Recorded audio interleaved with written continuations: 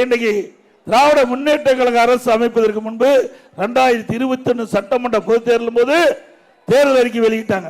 சுமார் 525 அறிவிப்புகள் வெளியிட்டாங்க. அந்த 525 அறிவிப்புகள்ல இன்றைய முதலமைச்சர் ஸ்டாலின் அவர்கள் குறிப்பிடுகின்ற பொழுது 98% அறிவிப்புகள் நிறைவேற்றப்பட்டதாக ஒரு பொய்ய பரப்பிட்டு வரார். நிறைவேற்றிருக்காங்களா?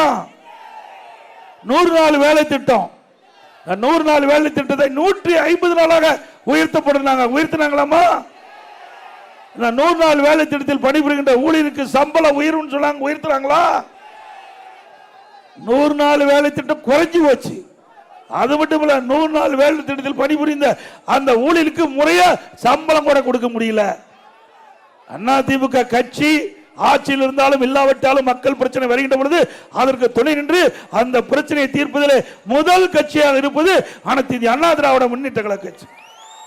அந்த அடிப்படையில் நான் டெல்லி சென்ற பொழுது உள்துறை அமைச்சர்களை சந்தித்து தமிழ்நாட்டில் ஏழை மக்கள் அவர்கள்தான் 100 நாள் வேலை திட்டத்தில் பணிபுரிந்திருக்கிறார்கள், அவர்களுக்கு முழுமையாக சம்பளம் கிடைக்கவில்லை, அவளுக்கு கிடைக்க வேண்டிய சம்பளம் மத்திய அரசிலிருந்து விடுவிக்க வேண்டும் என்று கோரிக்கை வைத்தவுடன் ஒரு பாட்டு கொடுத்தாங்க.